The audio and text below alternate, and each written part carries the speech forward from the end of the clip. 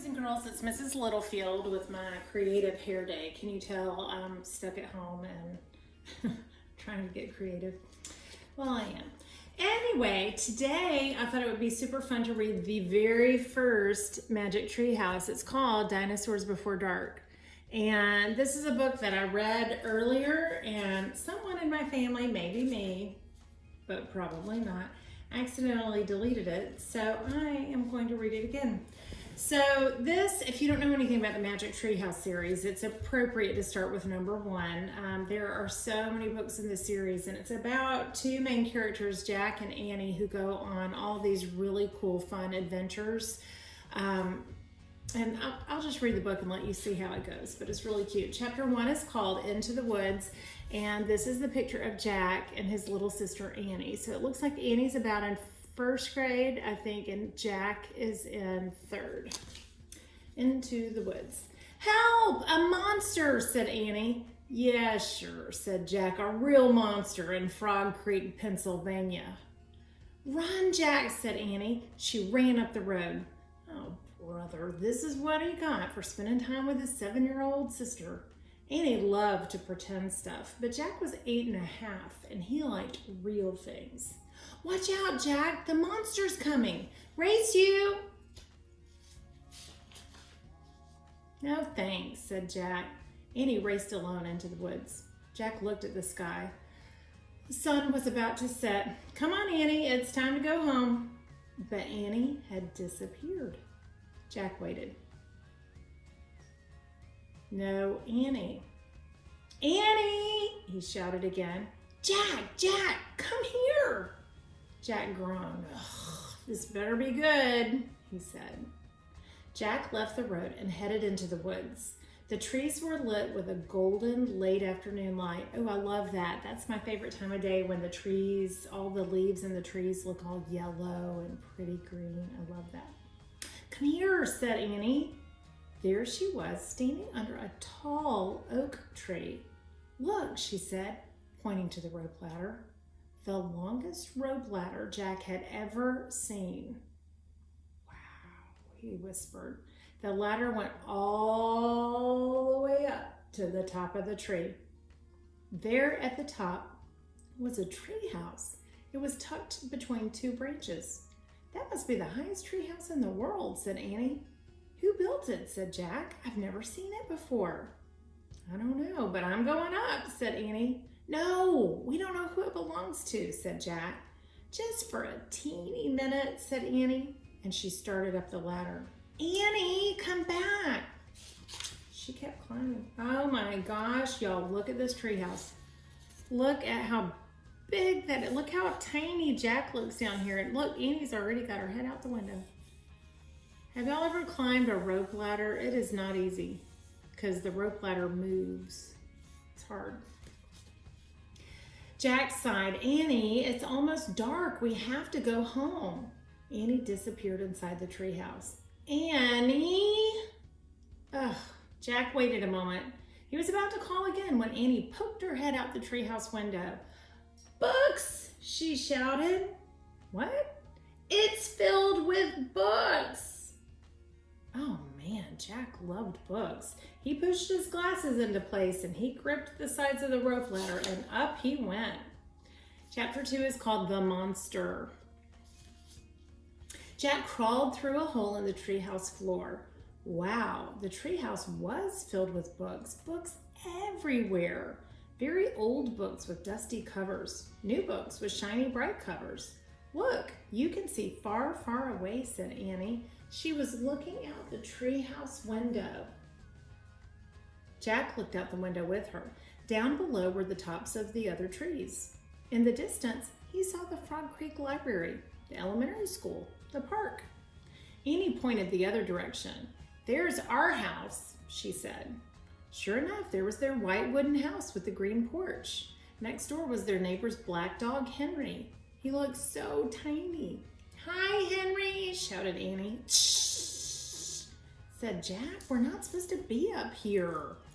He glanced around the treehouse again. I wonder who owns all these books. He noticed bookmarks were sticking out of many of them. I like this one, said Annie. She held up a book with a castle on the cover. Hey, here's a book about Pennsylvania, said Jack. He turned the page with the bookmark. Hey, there's a picture of Frog Creek in here, said Jack. It's a picture of these woods. Oh, here's a book for you, said Annie. She held up a book about dinosaurs. A blue silk bookmark was sticking out of it. Let me see it. Jack set down his backpack and he grabbed the book from her. You look at that one and I'll look about the one about castles, said Annie. No, we better not, said Jack. We don't know who these books belong to. But even as he said it, Jack opened the dinosaur book to where the bookmark was. He just couldn't help himself. He turned to a picture of an ancient flying reptile, pteranodon. He touched the huge bat-like wings. Wow, Jack whispered. I wish I could see a pteranodon for real. Jack studied the picture of the odd-looking creature soaring through the sky. "Ma!" screamed Annie. "What?" said Jack. "A monster!" Annie cried. She pointed to the treehouse window. Stop pretending, Annie, Jack said. No, really, look, said Annie. Jack looked out the window. A giant creature was gliding above the treetops. He had a long, weird crest on the back of his head, a long, skinny beak, and huge bat-like wings. It was a real, live pteranodon. The creature curved through the sky. He was coming straight towards the treehouse. Ah! He looked like a glider plane. The wind began to blow. The leaves trembled. Suddenly, the creature soared up high into the sky. Jack nearly fell out of the window from trying to see it. The wind picked up. It was whistling now, and the treehouse started to spin. What's happening? Cried Jack. Get down, shouted Annie. Oh my gosh, look at this picture. He is about to fall out. If I were his mother, he would be in big trouble. A, for sneaking out and going into an unknown treehouse, but B, for almost killing himself by leaning out too far. Wow, y'all, a real live pteranodon. She pulled him back from the window. The treehouse was spinning faster and faster and faster. Jack squeezed his eyes shut and he held on to Annie. And then everything was still. Absolutely still. Jack opened his eyes. Sunlight slanted through the window. There was Annie, the books, his backpack. The treehouse was still high up in the oak tree. But it wasn't the same oak tree. Ooh, that's creepy. Ooh. All right, chapter 3 is Where is Here? Jack looked out the window. He looked down at the picture in the book. He looked back out the window. The world outside and the world in the picture, they were exactly the same. The pteranodon was soaring through the sky. The ground was covered with ferns and tall grass. There was a winding stream, a sloping hill, and volcanoes in the distance. Wow. Kind of like the front cover. Look at this picture. See the volcanoes in the distance? There's the winding stream. There's some ferns. It's almost like they're just describing that picture right there. But I can visualize it in my mind even better than the picture, I think. That's why I like chapter books with no pictures. Let's see, where was I? Oh yeah, and volcanoes in the distance. Where are we? Stammered Jack. The pteranodon glided down to the base of their tree, and the creature coasted to a stop. And it stood very still. What happened to us? Said Annie. She looked at Jack. He looked at her, and I don't know, said Jack. I was looking at the picture in the book, and you said, wow, I wish I could see a pteranodon for real, said Annie. Yeah, and then we actually saw one in the Frog Creek woods, said Jack. Yeah, and then the wind got loud and the treehouse started spinning, said Annie. And then we landed here, said Jack. And then we landed here, said Annie. So that means, said Jack. So that means what? Said Annie. Nothing, said Jack. He shook his head. None of this can be real. Annie looked out the window. But he's real. He's very real. Jack looked out the window with her. The pteranodon was standing at the base of the oak tree, like a guard. His giant wings were spread out on either side of him. Hi, Annie shouted. Shh, said Jack. We're not supposed to be here. But where is here, said Annie. I don't know, said Jack. Hi, Annie called to the creature. The pteranodon looked up at them. Where is here? Annie called down. You're nuts, said Jack. He can't talk. But maybe the book can tell us. Jack looked down at the book. He read the words under the picture. This flying reptile lived in the Cretaceous period. It vanished 65 million years ago. No, impossible. They couldn't have landed in a time 65 million years ago. Jack, said Annie. He's nice. Nice? Oh, yeah, I can tell. Let's go down and talk to him. Talk to him? Annie started down the rope ladder. Hey, shouted Jack, but Annie kept on going. Are you crazy? Jack called. Annie dropped to the ground and she stepped boldly up to the ancient creature. Quite frankly, I think Annie is crazy because that's insane. But she did it.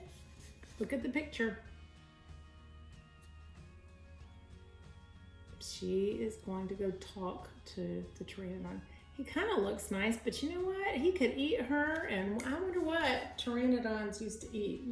Wonder if they have teeth and if they're sharp or not. Jack, oh wait, this is chapter 4. It's called Henry. Jack gasped as Annie held out her hand. Oh, brother. She was always trying to make friends with animals, but this was going too far. Don't get too close to him, Annie, Jack shouted. But Annie touched the pteranodon's crest, and she stroked his neck. She was talking to him. What in the world was she saying? Jack took a deep breath. Okay, he would go down too. It would be good to examine the creature, you know, like take notes, like a scientist. So Jack started down the rope ladder. When he got to the ground, Jack was only a few feet away from the creature. The creature stared at Jack. His eyes were bright and alert. He's soft, Jack, said Annie. He feels like Henry. Remember, Henry was the dog. Jack snorted. He's no dog, Annie. Feel him, Jack, said Annie. Jack didn't move. Don't think, Jack, just do it. So Jack stepped forward and he put out his arm very cautiously. He brushed his hand down the creature's neck. Interesting. A thin layer of fuzz covered the pteranodon's skin. This makes me think about like peaches. You know how peaches have that really soft, fuzzy? That would be fun. Now I'm talking like Jenny B. Jones again because I can't get that out of my head. This is what happens when you read too many books, too many read-alouds at once. But yeah, it makes me think about peach fuzz. So a thin layer of fuzz covered the pteranodon's skin. Soft, huh? Said Annie. Jack reached into his backpack and he pulled out a pencil and a notebook. He wrote, fuzzy skin. Look, fuzzy skin. Here's the picture of Jack and his notebook. This also makes me think about the movie How to Train Your Dragon when Toothless, when the little boy met Toothless. What are you doing? Asked Annie. I'm taking notes, said Jack.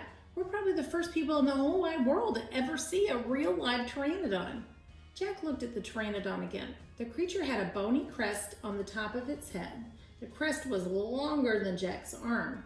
I wonder how smart he is, Jack said. Very smart, said Annie. Don't count on it, said Jack. His brain's probably no bigger than a bean. No, he's very smart. I can feel it, said Annie. I'm going to call him Henry. Jack wrote in his notebook, small brain, question mark? See, small brain, question mark. I love that. So he's kind of taking notes along the way, and he's going to do some research to see if he's right. That's kind of cool. Jack looked at the creature again. Maybe he's a mutant, he said. The creature tilted his head. Annie laughed. He's no mutant, Jack. Well, what's he doing here then? Where is this place? Said Jack. Annie leaned really close to the pteranodon. Do you know where we are, Henry? She asked softly. The creature fixed his eyes on Annie. His long jaws were opening and closing like a giant pair of scissors. Are you trying to talk to me, Henry? Asked Annie. Forget it, Annie, Jack wrote in his notebook. Mouth like scissors, question mark? Did we come to a time long ago, Henry? Asked Annie. Is this place from long ago? Suddenly she gasped. Jack! He looked up. Annie was pointing towards the hill. On top of the hill stood a huge dinosaur. Ah! All right, so this is chapter 5. It's called Gold in the Grass. Go, go, said Jack. He threw his notebook in the pack and he pushed Annie towards the rope ladder. Bye, Henry, she said. Go, said Jack, and he gave Annie a big push. Quit it, she said, but she started up the ladder. Jack scrambled after her. They tumbled into the treehouse. They were panting as they looked out the window at the dinosaur. He was standing on the hilltop, eating flowers off of a tree. Oh, man, whispered Jack. We are in a time long ago. That dinosaur looked like a huge rhinoceros, only he had 3 horns instead of 1. 2 long ones above his eyes and 1 on his nose. He had a big shield-like thing behind his head. Oh, it's a triceratops, said Jack. Does he eat people? Whispered Annie. I don't know. I'll look it up. Jack grabbed his dinosaur book and he flipped through the pages. Let's see. There, he said as he pointed to a picture of the triceratops. He read the caption. Remember, a caption is the part of the book, of a nonfiction book, where it tells about the picture. You remember learning that in class? I hope you do. The caption said, the Triceratops lived in the late Cretaceous period. This plant-eating dinosaur, okay, so plant-eating, it's an herbivore, right? Okay, so it's not a carnivore, not an omnivore, it's an herbivore. This plant-eating dinosaur weighed over 12,000 pounds. Wow. Jack slammed the book shut. Oh, just plants, no meat. Oh, let's go see him, said Annie. Are you nuts, said Jack.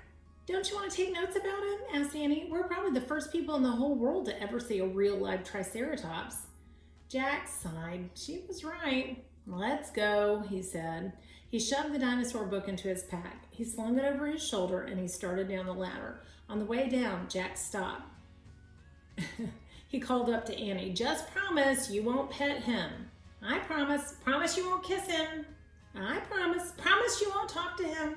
I promise. Promise you won't. Go, go. It's I promise. Jack went. Annie followed. When they stepped off the ladder, the pteranodon gave him a kind look. Annie blew a kiss at him. Oh, I like that. She's walking the letter of the law. Fine line there. Let's see. She blew a kiss at him. Be back soon, Henry, she said cheerfully. Shh, said Jack, and he led the way through the ferns, slowly and carefully. When he reached the bottom of the hill, he kneeled behind a fat bush. Annie knelt beside him and started to speak. Jack put his finger to his lips. Annie made a face. Jack peeked out at the Triceratops. The dinosaur was incredibly big, bigger than a truck. He was eating flowers off of a magnolia tree. Jack slipped his notebook out of his pack. He wrote, eats flowers. Annie nudged him. Jack ignored her. He studied the Triceratops again. He wrote, eats slowly. Annie nudged him hard. Jack looked at her. Annie pointed to herself. She walked her fingers through the air and she pointed to the dinosaur, and then she smiled. Was she teasing? She waved at Jack. Jack started to grab her. She laughed and jumped away, and she fell into the grass in full view of the Triceratops. Get back, whispered Jack. Come on. Too late. The big dinosaur had spotted Annie, and he gazed down at her from the hilltop. Half of a magnolia flower was sticking out of his mouth.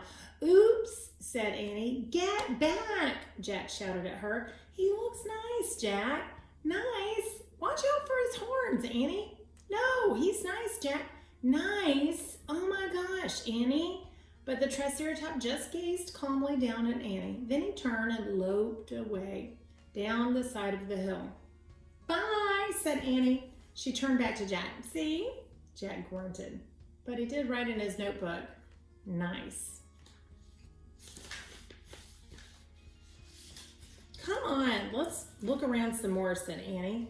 As Jack started after Annie, he saw something glittering in the tall grass. He reached out and picked it up. A medallion. A gold medallion. Huh. Okay, so look at this picture.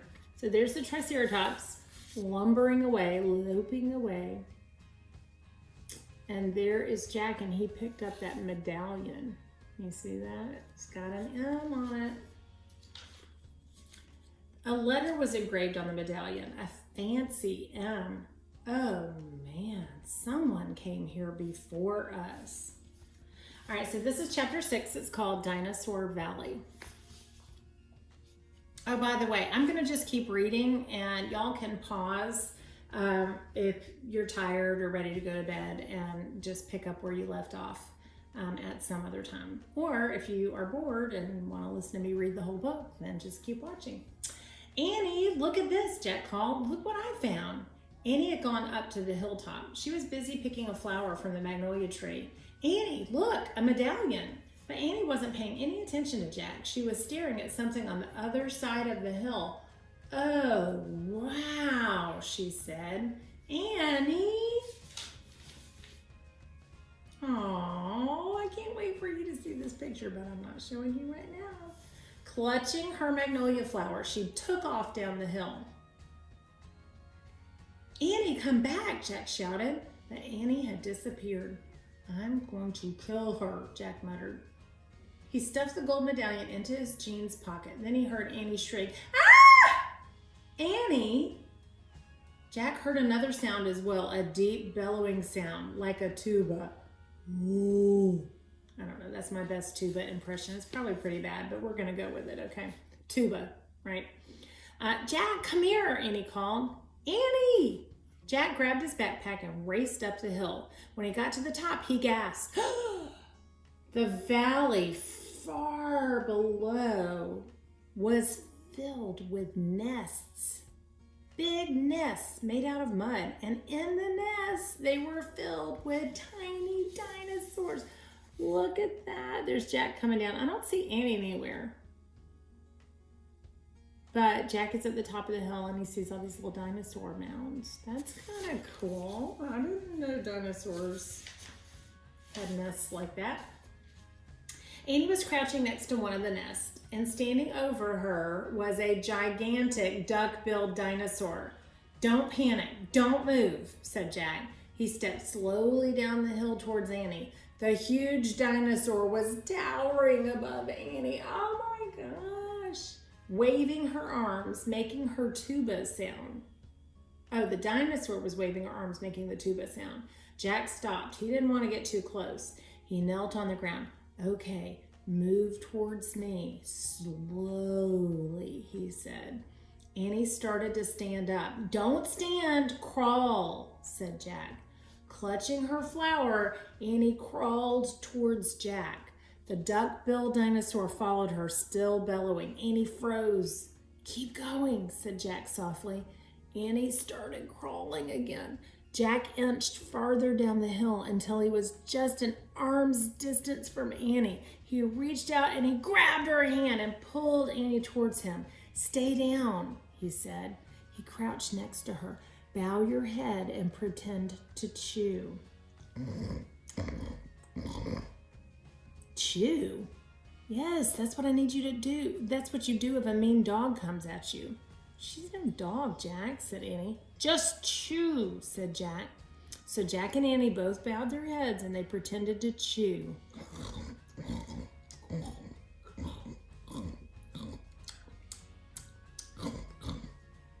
Soon the dinosaur grew quiet.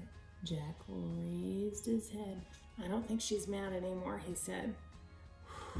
Thanks, Jack, for saving me, said Annie. You have to use your brain, said Jack. You can't just go running into nests of babies. There's always a mother nearby. Annie stood up. Annie! Too late. Annie held out her magnolia flower to the dinosaur. I'm sorry I made you worry about your babies, she said.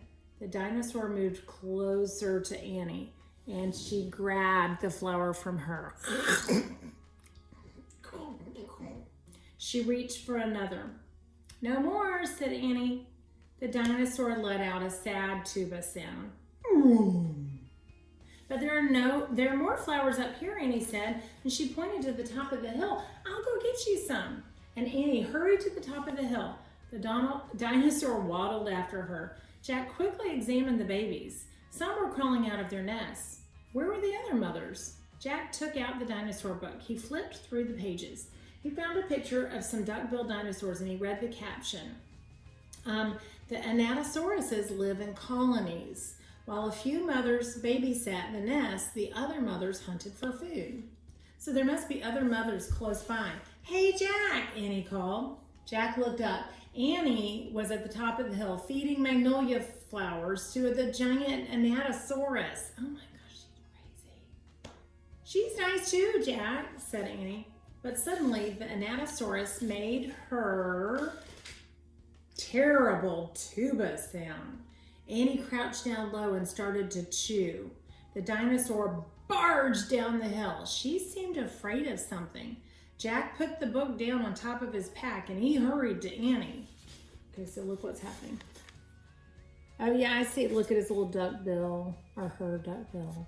Annie decided she was going to pretend to chew. Jack, I think, left his backpack over there because his little sister matters more when all is said and done.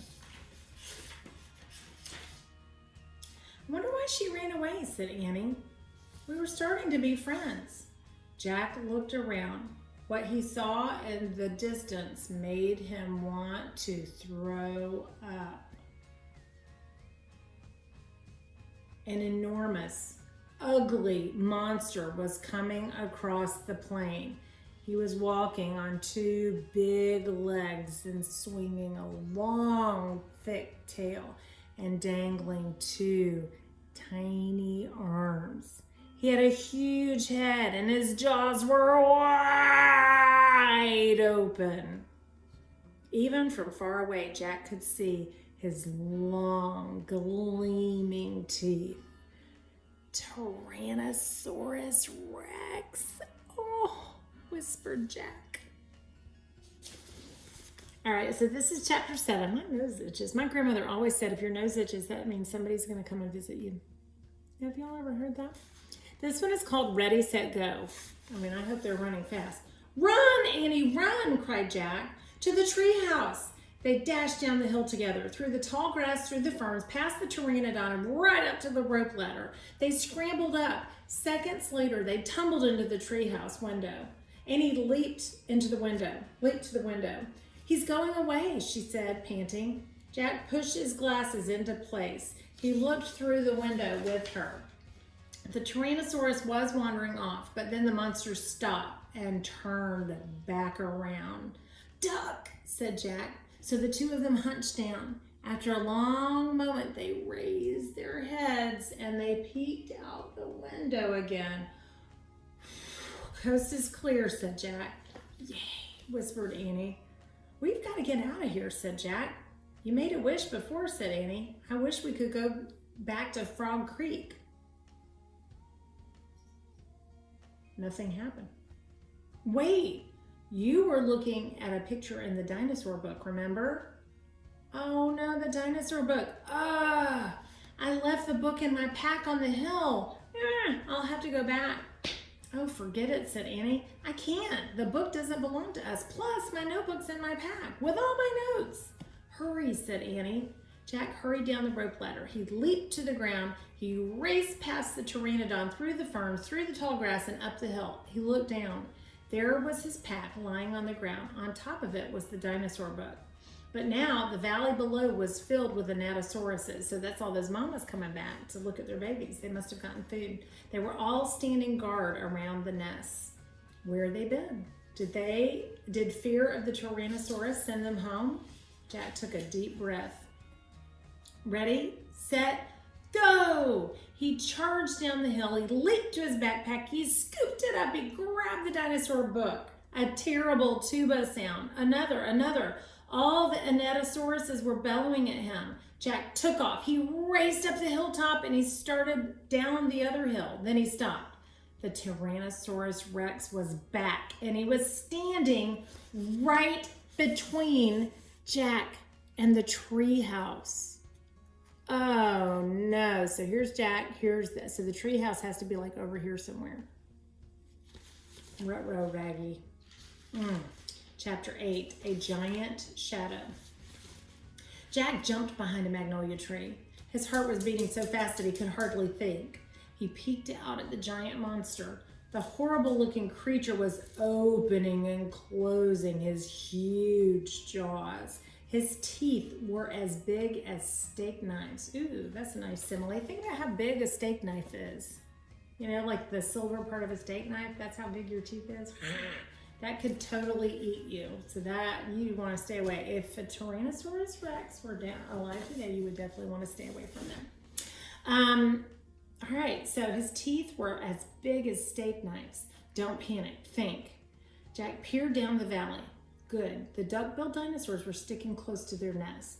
Jack looked back at the Tyrannosaurus. Good, the monster still didn't seem to know that he was there. Don't panic, think. Maybe there's information in the book. Jack opened the dinosaur book and he found Tyrannosaurus Rex. He read, so he's reading the caption next to the picture. Nonfiction text features. Tyrannosaurus Rex was the largest meat-eating land animal of all time. If it were alive today, it would eat a human in one bite. Great, the book was no help at all. Okay, he couldn't hide on the other side of the hill. The anatosauruses might stampede. Okay, he couldn't run to the treehouse because the Tyrannosaurus might run faster. Okay, maybe you should just wait for the monster to leave. Oh gosh, when y'all see this picture, you're gonna die, seriously. Jack peeked around the tree. The Tyrannosaurus Rex had wandered closer to the hill. Something caught Jack's eye. Annie was coming down the rope ladder. Was she nuts? What was she doing? Oh my gosh. Look at this picture. He's getting even closer. I can't see the treehouse in this picture, but I do see the magnolia tree. Ugh, that's crazy. Jack watched Annie hop off the ladder. She went straight to the pteranodon. She was talking to him. She was flapping her arms. She pointed at Jack. She pointed at the sky, and she pointed at the treehouse. She was nuts.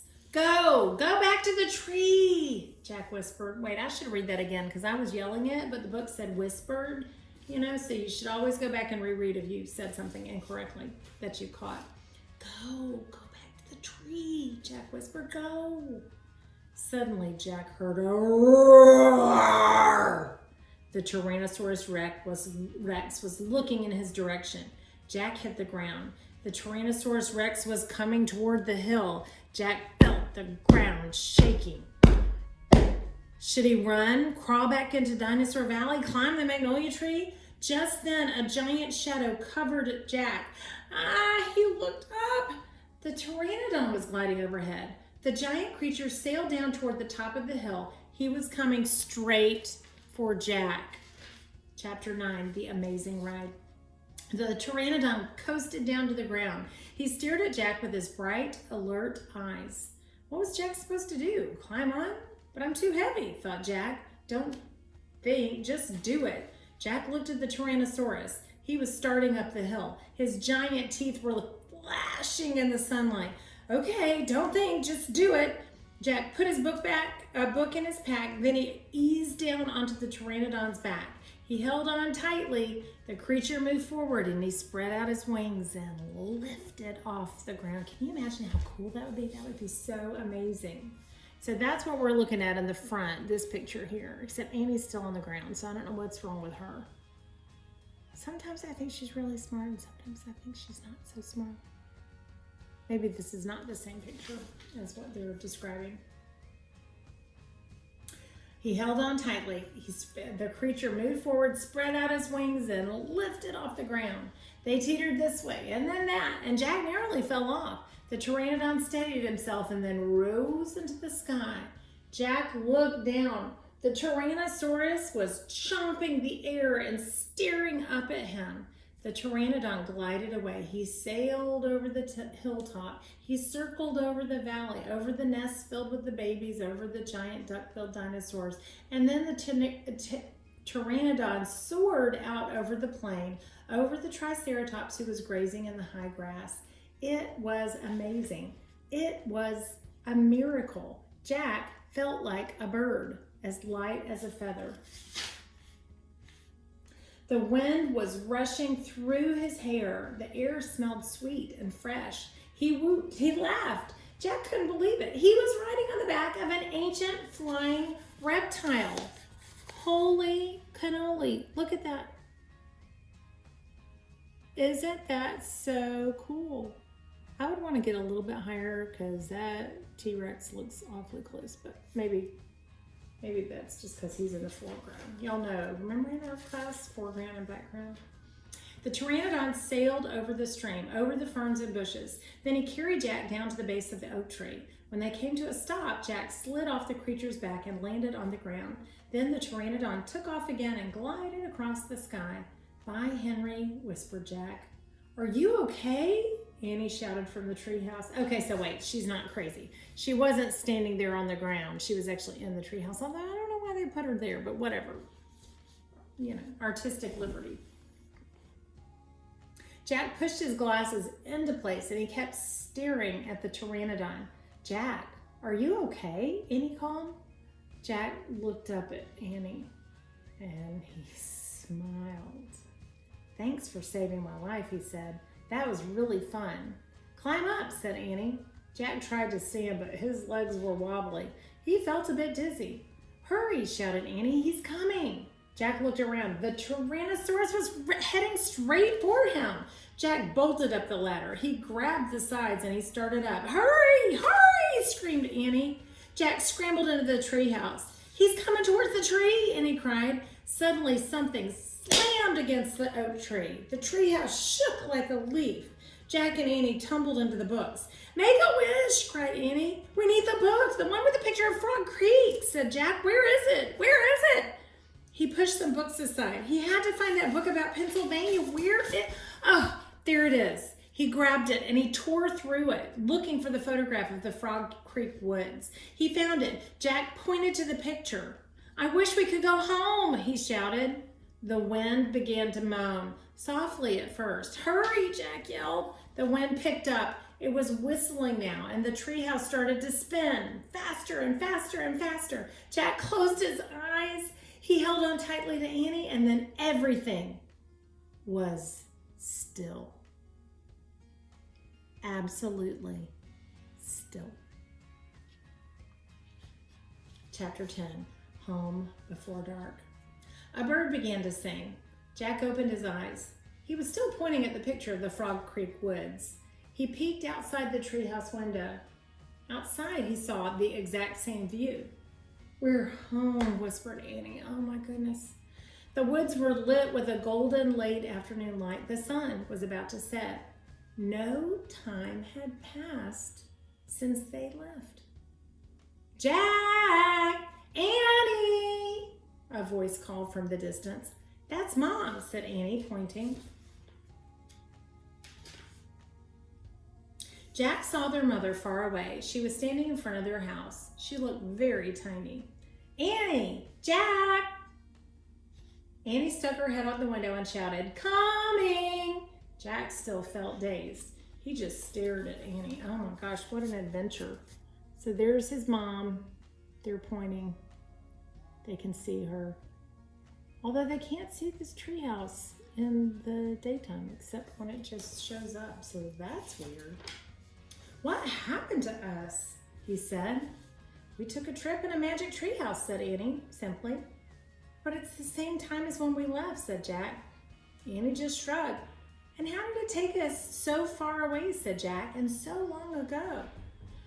You just looked at a book and you said you wish we could go there, said Annie, and the magic treehouse took us there. But how, said Jack, and who built this magic treehouse? Who put all these books in here? A magic person, I guess, said Annie. A magic person? Oh, look, said Jack, I almost forgot about this. He reached into his pocket and he pulled out the gold medallion. Someone lost this back there in Dinosaur Land. Look, there's a letter M on it. Annie's eyes got round. Oh, do you think the M stands for magic person, she said. I don't know, said Jack. I just know that someone went to that place before us. Jack, Annie, came the distant cry again. Annie poked her head out the window.